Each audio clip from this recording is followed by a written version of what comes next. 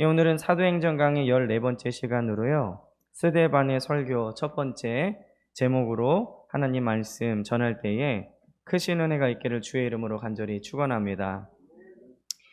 세상은 너무나 시끄럽습니다. 하루도 조용할 날이 없죠. 미국에서는 얼마 전에 40년 된 아파트가 붕괴돼서 수많은 사람들이 목숨을 잃었습니다. 아직도 이렇게 시신 발굴하는 일들을 하고 있는데, 거기다가 미국 서부 지역은 폭염과 산불로 거의 고생을 하고 있고, 동부 지역은 폭우로 많은 사람들이 목숨을 잃었습니다. 남아프리카 공화국은 전 대통령 지지자들의 불만으로 지금 시위라고 하지만 사실은 폭동입니다. 그래서 큰 약탈과 또 여러 가지 범죄들이 일어나고 있는데, 현직 교민들의 인터뷰를 보니까 이 약품과 음식을 구할 수 없어서 큰 어려움을 겪고 있다라고 이야기를 하고 있습니다. 물론 전 대통령 지지자들의 불만이지만 실질적으로는 코로나로 인한 경제 어려움과 여러 가지 삶의 고난 때문에 일어난 폭동이라고 할 수 있죠. 미얀마는 아직도 군사 쿠데타로 내전 같이 전쟁이 벌어지고 있고, 인도는 델타 변이 바이러스로 인해서 병상이 너무나 모자라서 길거리에 시신이 쌓이고 있습니다. 또 레바논은 계속되는 경제난에 이 석유와 빵을 구하기도 힘들고, 정말로 온 국민의 절반 이상이 거지처럼 생활하고 있다라는 그런 뉴스를 보기도 했습니다. 그리고 서유럽에서는 그저께 100년 만에 폭우로 인해서 독일과 벨기에에 160명이 넘는 사망자가 발생을 했고요. 라인강이나 그 강 주변에 있는 건물들이 다 무너졌다라는 소식을 듣게 됩니다.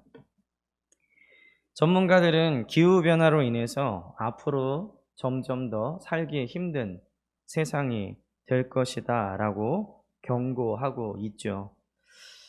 물질적으로는 많이 부유해졌습니다. 전 세계적으로 볼 때. 그리고 삶은 점점 더 편리해지고 있죠. 여러분들이 TV만 이렇게 켜시더라도 우리의 삶이 얼마나 편해졌는가. 냉장고에서 얼음이 나오고 청소기가 그냥 지나가기만 해도 온 방이 깨끗해지는, 그리고 굳이 빨래를 햇빛 나는 날 말리지 않아도 되는, 정말로 편리해진 세상에 살고 있습니다. 제가 서론에서 말한 이 뉴스들도 컴퓨터만 켜면 바로 알 수 있는 소식들이죠.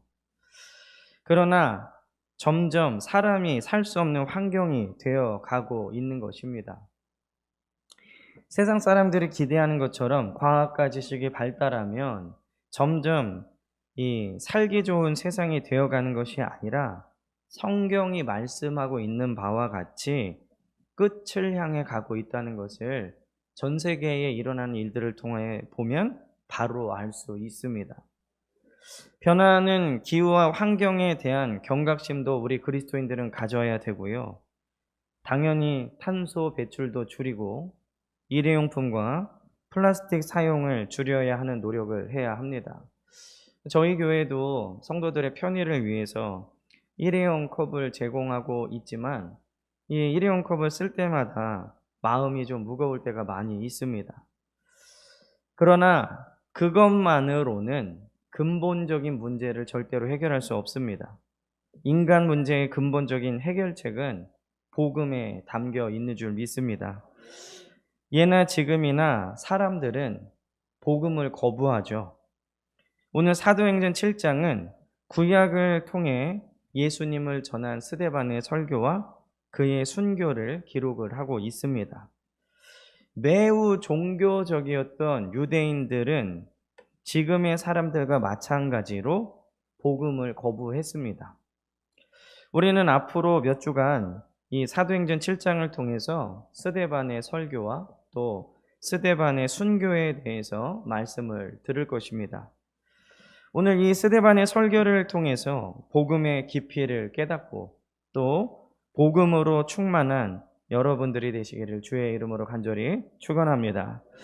그렇다면 오늘 말씀을 통해서 우리가 받을 은혜는 무엇이냐? 첫째는 여러분 부용들이여 들으소서입니다. 오늘 2절 말씀인데요. 여러분 부용들이여 들으소서 하면서 스데반이 말씀을 전하고 있죠. 서론에서도 잠깐 전해드렸지만 세상은 고통과 괴로움 속에 있습니다. 선진국, 후진국 상관할 것 없이 동서, 남북을 떠나 모두가 고통을 당하고 있습니다. 이것은 국가뿐만 아니라 개인에게도 마찬가지이죠. 모두가 고통이 있고 문제가 있습니다. 겉으로 괜찮아 보이는 사람들도 사실 그 내면이나 가정에 가보면 다 어려움들이 있습니다. 그런데 이 고통의 문제를 해결할 수 있는 방법은 오직 복음뿐입니다. 그러나 세상은 복음을 받아들이지 않죠. 복음에 등을 돌리고 오히려 복음을 비웃고 조롱합니다. 인간의 근본적인 문제 해결이 복음에 있음에도 불구하고요, 복음을 들으려고 하지 않고 복음이 미개한 것처럼, 혹은 예전에 과학이나 어떠한 이런 문화가 발달되기 전에 사람들이 믿었던 미신 같은 것으로, 그리고 옛사람의 유물로 생각하는 경향이 있습니다. 그런데 스데반이 복음을 전할 때에도 상황은 마찬가지였습니다. 그들은 예수님과 사도들이 전한 복음을 거부했고, 또 이 사람들은 권력과 힘이 있는 자들이고 대부분의 유대인들의 지지를 받던 사람들이었습니다. 예나 지금이나 대다수의 사람들이 복음을 거부하죠. 지구 전체 인구를 보더라도 복음을 받아들인 사람보다 복음을 거부한 사람들이 훨씬 많습니다. 그렇다면 이들은 왜 복음을 거부하고 있는 걸까요? 첫째, 그들은 편견을 가지고 있습니다. 이 편견은 여러 방식으로 표출이 되는데요. 이 사내들이는 스데반을 체포해서 법정에 세웠지만 스데반은 누구에게 해를 끼친 적이 없고 오직 선한 일을 하고 자기 일을 하면서 기적을 행했을 뿐입니다. 사도행전 6장 8절에 보면 스데반이 은혜와 권능이 충만하여 큰 기사와 표적을 민간에 행했다. 그러니까 이 스데반은 오히려 좋은 일을 한 사람이죠. 근데 이 사내들이는 스데반에 대해서 거짓 증인들을 세우고 거짓 고소를 하게 했습니다. 자신들이 가지고 있던 생각, 그리고 신학, 율법에 반하는 것이라면 어떤 수를 써서라도 스데반을 죄인으로 만들어야 했던 것이죠. 이런 일은 여러 나라에 있는 일입니다. 공작과 모략과 계략으로 멀쩡한 사람들을 죄인 만드는 일들은 허다한 일이죠. 근데 이 유대인들이 가지고 있었던 바로 이것이 편견입니다. 유대인의 편견은 복음을 어떻게든 나쁘게 보고 나쁜 것으로 만드는 것입니다. 거짓 증인과 거짓 고소를 동원해서라도 그렇게 만들어야 되는 것이죠. 자기들의 편견이 맞다는 것을 증명하기 위해서 그런 것입니다. 오늘날도요, 이 복음을 거부하는 사람들은 아무리 좋은 이야기, 복된 이야기를 하더라도 자기가 가지고 있는 편견 때문에 절대로 좋게 받아들이지 않습니다.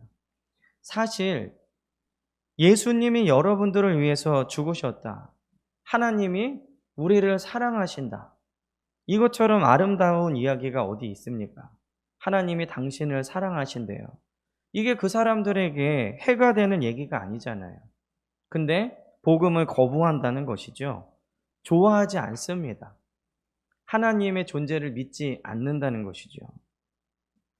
이 율법주의의 편견을 가지고 있던 사내들이는 절대로 복음을 받아들일 수 없는 것입니다. 우리도 이 세상적인 편견을 가지고 있으면 하나님의 말씀을 받아들이기가 어렵습니다. 세상적인 가치관과 생각이 먼저 내 마음속에 들어와 있으면 하나님의 말씀을 거부한다는 것이죠. 그러므로 우리 사랑하는 베들교회 성도님들은 하나님의 말씀을 받아들일 마음의 자세를 취하시기를 주의 이름으로 간절히 축원합니다. 또 이들이 복음을 거부한 두 번째 이유는 그들은 자신을 과신했습니다. 이 복음을 거부하는 사람들의 대부분은 복음의 필요성을 느끼지 못하기 때문에 거부합니다. 자신은 죄가 없는데 복음은 자꾸만 죄인이라고 말하기 때문에 복음이 듣기 싫은 것이죠. 사내들인 공회원들은 자신들이 의인이라는 자부심이 굉장히 컸습니다. 하나님의 택함을 받았고 자신들에게만 율법을 주셨다. 그러니까 율법이 자신들을 위해서 주신 것이라는 것이 그들의 생각이었습니다.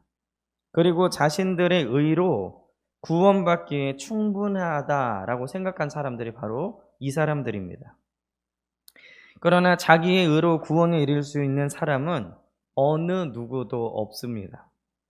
지금도 자기 자신을 과신하는 사람은 복음을 받아들이지 않죠. 내가 괜찮게 살아가고 있는데, 내가 남도 구제하고, 또 적당히 도덕적으로 살아가고 있는데, 왜 내가 죄인이냐? 만약에 천국에 있다면 나는 반드시 갈 것이다 라고 생각하는 사람들은 복음을 받아들이지 않습니다. 하나님 없이도 자신은 잘 살 수 있다고 생각하는 사람들이죠. 근데 이런 사람들이 세상에만 있는 게 아니라 교회 안에도 있다는 것이 문제입니다.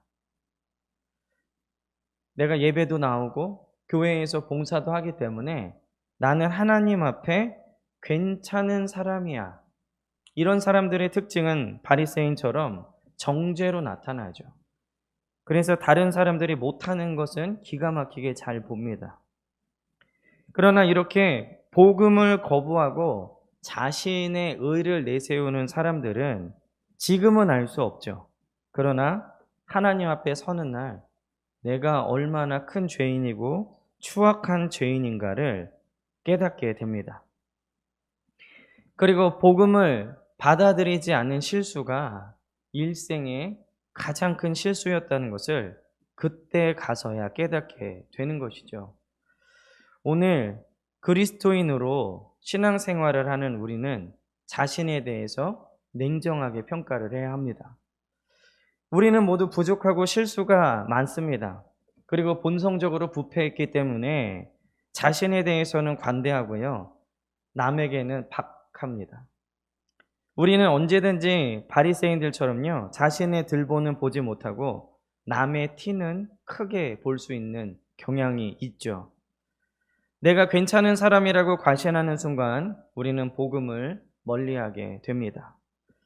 복음보다 나의 삶이 옳다라고 생각하기 쉽다는 것이죠.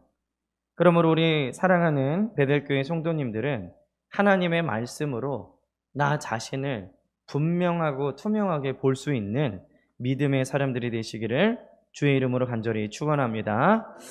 또 이들이 복음을 거부한 세 번째 이유는 그들은 자신들이 잘 알고 있다고 생각한 구약조차 제대로 이해하지 못하고 있었습니다. 이 산헤드린 공회에 있는 사람들은 전통과 역사를 알고 있는 사람들이죠. 그들은 아브라함이 자신의 조상이고 자신들은 그의 후손임을 크게 강조했습니다. 그래서 족보를 뒤져서 아브라함의 후손임이 증명되면 모든 것이 만사 오케이였다는 것이죠. 단지 아브라함의 후손이라는 것으로 본인들은 의롭다라고 생각을 한 것입니다. 그러나 그들은 이 자신들의 역사, 하나님의 구속사를 자신들의 민족과 정치적으로 해석을 했습니다. 사도행전 7장에서요, 스데반이 이 구약에 대해서 너무나 잘 알고 있는 그들에게 구약부터 다시 시작하고 구약을 통해 예수님을 전한 것도 이와 같은 이유입니다. 이 스데반의 메시지는요, 너희가 알고 있는 아브라함, 너희가 알고 있는 요셉, 구약 전체에 이 성경을 너희가 오해하고 있다라고 말하고 있는 것이죠. 그런데 이 성경을 오해하고 있다라는 경고는 예수님께서 사두개인과 바리새인들에게 자주 하셨던 말씀입니다. 예수님은 사두개인에게 너희가 성경을 오해했다라고 말씀하셨고, 또 예수님이 산상수훈에서 옛사람들은 이렇게 가르쳤으나 라고 하면서 오해하고 있는 부분에 대해서 정확하게 말씀하셨던 것이죠. 오늘날도 보면요, 성경에 대한 오해와 이 폭 좁은 해석들로 인해서 복음을 거부하는 사람들이 많이 있습니다. 그리고 교회는 자꾸만 이기적인 교인과 성도들을 양산해 내고 있다는 것이죠. 잘못된 그리고 오해된 성경 해석 때문에 그렇습니다. 이런 사람들과는 대화가 불가능합니다. 다른 사람들을 무시하고요. 뭐 다른 종교를 믿으라는 건 아니지만 그 종교를 무시하면서 해롭게 하는 행동들을 하게 되는 것이죠. 최근에 양주 고깃집에서 갑질을 한 모녀 이야기가 화제가 된 적이 있었습니다. 그 이유는 옆 테이블에 다른 손님을 앉혔다는 이유로 고기를 다 먹은 다음에 고깃값을 내지 않겠다라고 진상을 부린 부녀의 모습이 기록이 되어 있는데, 더 충격적인 것은 그 중에 한 명이 목사였다는 것이죠. 옆 테이블에 뭐 방역법 위반이 아니고 장사하는 가게니까 테이블에 손님을 앉혀야 되죠. 근데 그것 때문에 고깃값을 낼 수 없다라고 진상을 부리는 모습이 그대로 보도가 돼서 또 목사냐라는 그러한 댓글이 엄청 달렸습니다. 성경을 아는 것과 성경대로 사는 것은 너무나 다른 것입니다. 성경을 아는 사람들은 많죠. 사실 목사만큼 성경을 아는 사람이 어디 있겠습니까? 근데 이런 일들이 자주 보도되는 것은, 어제도 또 어떤 실화탐사대인가 거기서 어떤 목사님이 장애인들 그 돈을 안 주고 일시키고 그들이 받는 장애연금도 다 편취한 것이 보도가 됐는데, 너무나 뻔뻔하게 자기의 영혼 얘기를 하고 또 말씀 얘기를 하는 것을 보면서 아는 것과 사는 것이 다른 사람들이 이렇게 많구나라는 것을 다시 한번 깨달았습니다. 오늘 스데반은 2절에서요, 복음을 거부하는 사람들에게 들으라 라고 얘기를 하고 있죠. 의심과 불신앙으로 가득한 사람은 들어야 합니다. 왜냐하면 로마서 10장 17절에 이 믿음은 들음에서 나기 때문에 그렇죠. 오늘 우리도 이 유대인들과 같은 실수를 범하지 않으려면 말씀을 들어야 합니다. 말씀을 듣되 골라 듣지 말고 내가 듣고 싶은 것만 듣지 말고 편견을 버리고 하나님께서 말씀하신 것에 참 의미가 무엇인지 알고 들어야 합니다. 수십 년 예수를 믿어도요, 신앙이 자라지 않는 사람들이 있습니다. 오래 다녀서 직분은 받죠. 그런데 그 삶이나 교회 안에서의 모습을 보면 초신자랑 크게 다를 바 없어요. 그냥 오래 다녔고 교회 안의 구성원들을 더 많이 안다라는 것밖에 없습니다. 그런 사람들의 특징은 듣지 않는다는 거죠. 하나님의 말씀에 귀를 기울이지 않고 늘 이렇게 해왔으니까 나도 그렇게 하면 돼 라고 생각한다는 것입니다. 우리 사랑하는 베델교회 성도님들은 하나님의 말씀을 들으시고 그리스도를 더 닮아가시는 귀한 성도들이 되시기를 주의 이름으로 간절히 축원합니다. 두 번째는요, 믿음의 사람 아브라함입니다.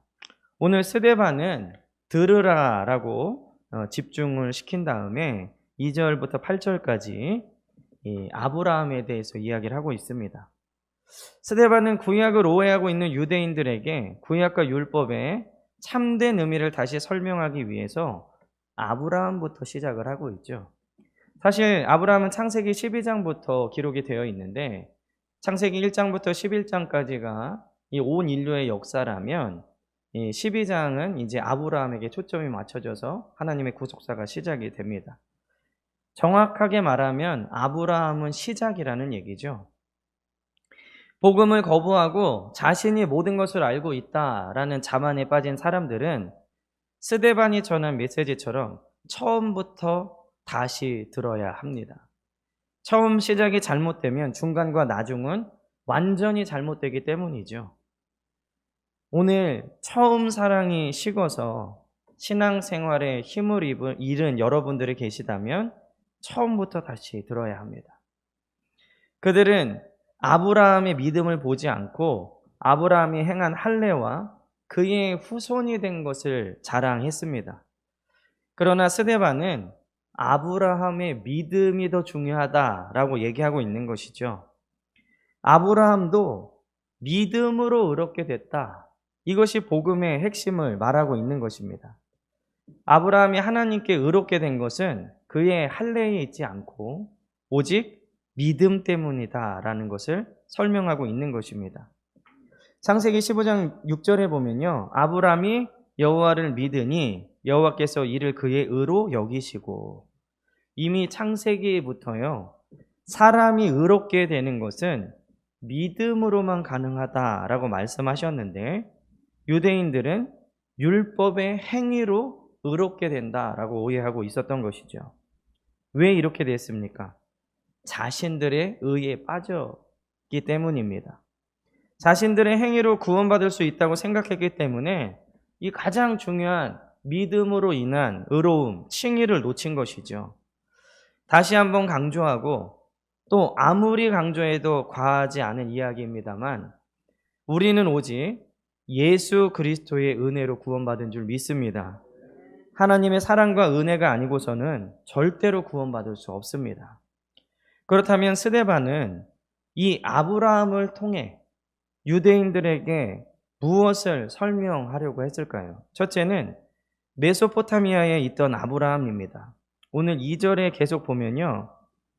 우리 조상 아브라함이 하란에 있기 전에 메소포타미아에 있을 때, 메소포타미아거든요. 영광의 하나님이 그에게 보여. 이 성경을 보면 아브라함이 이스라엘의 조상이기는 하지만 처음부터 이스라엘 민족은 아니었습니다. 왜냐하면 이 이스라엘이라는 이름은 후에 야곱이 변해서 야곱의 이름을 바꿔서 이스라엘이라고 했기 때문에, 엄밀히 말하면 이 증조부되는 아브라함은 이스라엘 민족이 아니죠. 그는 메소포타미아에 살았습니다. 유대인들이 그렇게 자랑스럽게 생각하던 아브라함도 원래는 이방인이었다는 것이죠. 그런데 영광의 하나님이 메소포타미아에 살던 아브라함에게 보이셨습니다. 이 보이셨다는 게 눈으로 직접 보이셨다는 건지 아니면 환상 중에 나타난 것인지 음성이 들린지는 모르지만 어쨌든 친히 하나님이 아브라함에게 찾아가셨습니다. 아브라함이 메소포타미아에 거할 때 그는 갈대아 지방의 우르라는 곳에 살았습니다. 이 우르 지역에 살던 사람들은 달을 숭배하던 사람들입니다. 이 아브라함도 우르에 살았기 때문에 그런 영향을 받았겠죠. 아브라함이 달을 숭배했는지는 모르겠지만 하나님을 모르는 사람들이 살던 지방에 살던 이방인이었던 것은 분명합니다. 이렇게 달을 숭배하던 사람들이 섬기는 땅에 살았던 아브라함에게 하나님이 직접 찾아오신 것이죠. 복음은 하나님을 모르던 메소포타미아에 사는 아브라함에게 찾아오신과 같이 하나님을 모르고 세상에 빠져있는 사람들에게 하나님이 직접 찾아오신 사건입니다. 스데반은 메소포타미아에 살았던 아브라함을 통해서 그도 원래 이방인이었지만 하나님의 은혜로 부름받은 것이다 라는 사실을 유대인들에게 알리려고 했던 것이죠. 또 이 스데반이 아브라함을 통해 알리려고 했던 두 번째는, 아브라함은 비록 이방인이지만 믿음으로 의롭게 되었다는 것입니다. 하나님을 알지 못했던 메소포타미아인 이 아브라함은 어느 날 갑자기 찾아오신 하나님의 음성을 들었습니다. 그 음성은 갈 곳을 알려줄 테니 고향을 떠나라 라는 것과 그렇게 알려준 그 땅을 후손들에게 주겠다라는 약속입니다. 그런데 그마저도 400년 후에나 후손들에게 주시겠다라는 약속입니다. 오늘 5절에 보면 그 일들이 기록이 되어 있죠. 그렇다면 아브라함이 왜 위대한 사람이냐? 현재 상황과 앞으로의 전망을 생각하지 않고 하나님의 말씀을 믿었다는 겁니다. 어디로 가라라고 말한 것도 아니고요. 내가 너에게 말해줄 테니까 가라. 이게 문법적으로나 어떤 대화적으로 볼 땐 말도 안 되는 얘기예요. 가라라는 건 목적지가 있어야 되는 거잖아요. 근데 내가 너한테 말해 줄 테니까 가라. 믿음으로 가라라는 얘기겠죠. 이 아브라함의 믿음의 증거로 나타난 것이 바로 그의 행동입니다. 어딘지 몰랐지만 지시하실 땅으로 향해 이동했죠. 발걸음을 떴다는 얘기입니다. 그리고 아버지 데려가 죽기까지 하란에서 거하다가 5년 정도 후에 데려가 죽자 가나안 땅으로 향했습니다. 100세 때 얻은 이삭을 번제로 바치라는 말씀에도 그의 후손에게 약 400년 후에 가나안 땅을 주신다는 약속을 믿었기 때문에 이삭을 드릴 수 있었습니다. 이삭을 번제로 바쳤는데 이삭이 죽으면 400년 후에 이 땅을 받을 후손이 없으니까 하나님이 살려주시겠지. 그래서 히브리서에는 도로 받을 것을 믿고 드렸다라고 이렇게 기록을 하고 있죠. 스데반은 바로 아브라함의 이 믿음을 설명하고 있는 것입니다. 아브라함은 메소포타미아인들 중에서 하나님의 말씀을 믿은 처음 사람입니다. 하나님을 모르는 이방인 중에 처음 믿음으로 하나님 앞에 반응한 사람이라는 것이죠. 이것이 아브라함의 위대한 모습입니다. 행함으로 의롭게 될 수 있다고 가르친 유대인들은 먼저 아브라함의 믿음을 제대로 알아야 된다라는 것이 바로 스데반의 메시지인 것이죠. 그리고 또 스데반이 아브라함을 통해 말하고 싶었던 세 번째는 할례 언약의 의미입니다. 오늘 8절에 보면요, 할례의 언약을 아브라함에게 주셨더니, 여러분들이 이 언약이라는 말을 성경에서 보실 때에 하나님께서 아브라함에게, 하나님께서 노아에게, 하나님께서 다른 이 다윗이나 여러 사람들에게 언약이라고 말할 때에 하나님과 사람 사이의 흥정이 아닙니다.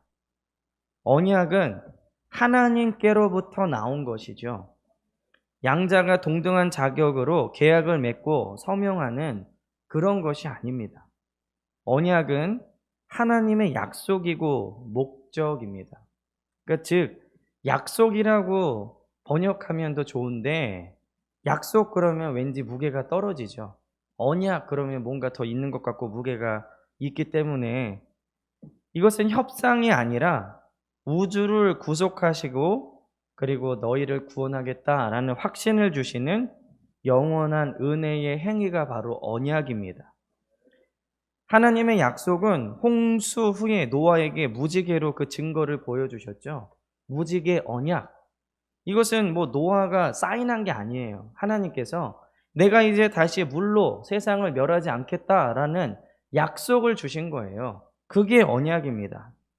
아브라함에게 할례 언약을 주신 것은 내가 너를 통해 모든 사람들을 구원하겠다라는 약속의 표시로 할례를 주신 것이죠. 오늘날 우리에게는 성령의 인치심으로 구원을 보증하셨습니다. 우리는 성령의 언약을 받은 자들인 줄 믿습니다. 언약은 계약의 의미가 아니라 하나님의 의지의 표시이고 약속입니다. 우리는 약속을 어길 때가 많죠. 그러나 하나님은 절대로 약속을 어기지 않으십니다. 그게 언약이에요. 계약서가 아니라 하나님의 약속인 것입니다. 스데반은 이 할례 언약의 성취가 바로 예수 그리스도시다. 아까 아브라함에게 할례 언약을 주신 이유가 뭐라 그랬죠? 너를 통해 모든 사람들을 구원하겠다. 그리고 이 할례 언약의 성취가 바로 예수님을 통해 이루어진 것입니다. 스데반이 말하고 싶었던 것이 바로 이것이죠. 아브라함도 이방인이었지만 믿음으로 의롭게 된 줄 믿습니다. 우리도 믿음으로 살아갈 때 참된 아브라함의 후손이 될 수 있습니다. 지금 참으로 어렵고 힘든 시기를 살아가고 있죠. 코로나, 그리고 여러 가지 기후변화로 인한 어려움, 세계적인 경제 침체, 뭐 이런 모든 것들이 우리를 다 힘들게 합니다. 그러나 이럴 때 우리 사랑하는 성도님들은 더욱 큰 믿음으로 승리하시기를 주의 이름으로 간절히 축원합니다. 마지막으로는 예수님을 예표하는 요셉입니다. 오늘 8절에서 16절까지 보면은 이제 요셉의 얘기가 나오고 있는데요. 근데 자세히 보면 이 스데반은 아브라함 이야기를 했고, 그 다음에 아브라함의 아들인 이삭과 그 후손인 야곱의 이야기를 제외했습니다. 이삭은 아예 나오지도 않고 야곱은 요셉과 관련해서 잠깐 등장하죠. 스데반은 지금 목숨이 걸린 재판에서 자신을 변호하고 있는 중입니다. 그렇기 때문에 진술 하나하나를 신중하게 할 수밖에 없는 상황이죠. 근데 그는 이삭과 야곱의 이야기를 의도적으로 생략했습니다. 그 이유는 요셉을 통해 예표된 예수님을 설명하고 이 예수님을 거부한 사내들인과 유대인들을 책망하기 위한 것이죠. 그러면 오늘 스데반은 요셉을 통해 무엇을 설명하고 있는 것인가? 첫째는 요셉의 형들은 시기로 요셉을 팔았다는 것입니다. 야곱의 특별한 사랑을 받은 요셉은 형들의 시기를 받았죠. 그리고 요셉을 결국 팔았습니다. 그런데 요셉을 팔아넘긴 이유는 이 시기도 있지만 다른 이유가 있었는데 바로 요셉이 한 말 때문입니다. 요셉은 자신이 꾼 꿈을 말했죠. 근데 형들은 바로 이 요셉의 이야기가 싫어서 요셉을 팔은 것입니다. 그래서 요셉이 형들에게 다가올 때 형들이 뭐라 그랬죠? 야, 저 아빠한테 사랑받는 놈, 저 미운 놈 온다. 이게 아니라 꿈꾸는 자가 오는도다. 결국 그 말이 싫었던 것입니다. 제사장들과 유대인들이 예수님을 시기했던 이유도 이와 같죠. 자신들과 다르게 말했다는 겁니다. 자신들은 율법을 이렇게 말했는데 그렇게 가르침으로 자신들의 삶이 편하고 여러 가지 풍족함을 누렸는데 예수님은 다르게 말씀하시는 거죠. 이 유대인들은 그렇게 말하는 예수님의 말씀이 싫었던 것입니다. 또 스데반은 요셉을 통해 무엇을 설명하려 했냐면 두 번째로는 요셉은 이방인에게 팔려갔다는 겁니다. 잘 아는 대로 애굽의 군대 장관인 보디발의 집에 팔려갔죠. 이방인의 집에 팔려갔습니다. 그것도 자신의 형들에 의해서. 예수님도요, 이방인들에게 넘겨졌죠. 자신의 백성들을 통해서 그렇게 됐다는 겁니다. 그리고 마침내 로마의 사형법인 십자가에서 죽임을 당했습니다. 요셉과 예수님이 너무나 닮으셨다는 것이죠. 그리고 스데반이 요셉을 통해 말하려고 했던 세 번째는 요셉은 후에 야곱과 형들 그리고 모든 가족을 구원해 주었습니다. 오늘 말씀해 보니까 애굽으로 간 이 14절에 보면 야곱의 가족들의 이야기가 나오죠. 큰 기근이 왔을 때 야곱과 요셉을 판 형들은 애굽의 총리가 된 요셉을 통해 구원을 받았습니다. 요셉은 형들을 구원해 주었을 뿐만 아니라 그들의 죄까지도 용서해 주었죠. 예수님도 우리를 구원해 주시는 분이고 또 우리 죄를 용서해 주시는 분인 줄 믿습니다. 이런 의미에서 예수님과 요셉은 너무나 닮았습니다. 요셉은 오실 예수님의 예표였던 것이죠. 스데반은 요셉이 이렇게 분명하게 예수님을 말하고 있는데 너희가 요셉을 알면서 왜 예수님을 거부하느냐라고 지금 그들을 책망하고 있는 것입니다. 스데반은 사내들인 공회원들과 유대인들이 잘 알고 있었던 구약을 통해 예수님을 전하려고 했습니다. 그러나 율법에 대한 오해와 자신의 의로 가득 찼던 사내들인과 유대인들은 끝까지 복음을 거부했죠. 저는 우리 사랑하는 베델교회 성도님들이 날마다 하나님의 말씀을 듣고 믿음이 더욱 성장하시기를 주의 이름으로 축원합니다. 그리고 들으신 말씀대로 살아서 여러분들의 믿음이 진짜인 것을 하나님께 인정받으시기를 바랍니다. 그러면 우리 구주 예수 그리스도 앞에 서는 날 우리는 큰 상급과 칭찬을 받게 될 것을 믿습니다. 기도하겠습니다.